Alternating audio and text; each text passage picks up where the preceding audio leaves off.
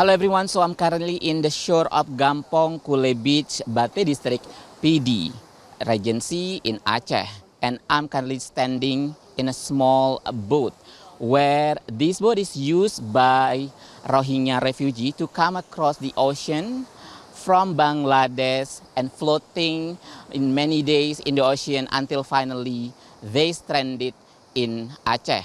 And I'm currently also standing on the deck of the boat, and where I'm stepping on the 4 boxes here, you can see there are 4 boxes on this boat used by Rohingya refugee to sleep over there, because there are actually 233 refugees in this boat, and they come across the ocean until finally they arrive in Aceh.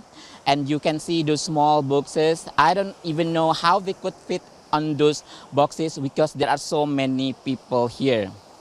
And behind me, there is also a safe bridge here, where the safe bridge size around 4 or maybe 5 meter square. And under the safe bridge, there is a dark room over there, where I guess that is the area of control room, because I could see the diesel machine where I think the driver of people operate this boat. And I also see 2 drums where I think the Rohingya refugee supply the fuel for this boat operation.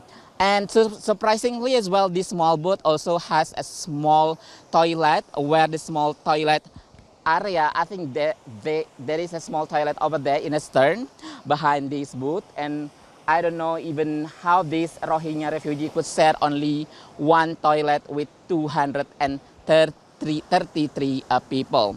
And I think this is a small boat, also has no safety anyway, because there is no safeguard. And I also see every part of this boat mostly made from the wood only. And I don't know how strong this boat, and how could this boat also bring 233 refugees from Bangladesh until finally they stranded in Aceh. And there is also a small sailboat over there, I think, but there is no light here. And I think the condition of the boat now is not really proper, because the locals here already dismantled this boat.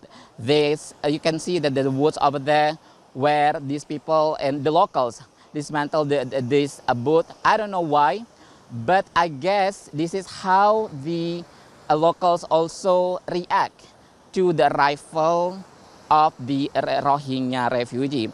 And behind me also there is a camp for Rohingya refugee who arrived in Aceh 7 days ago, but they still confused. Not only the locals, but also we still waiting for the decision made by the UNHCR and also International Organization of Migration, because until now there are so many complaints from the local people about the arrival of Rohingya refugee. So it's been 7 days, more than 7 days, I guess. They still confused, and they still waiting for the decision. And until now, they still live in the small camp near of this beach. For the more information, we will give an update later, because we will stay over here for the next 3 days. Arif Subati and Erwin, back to studio.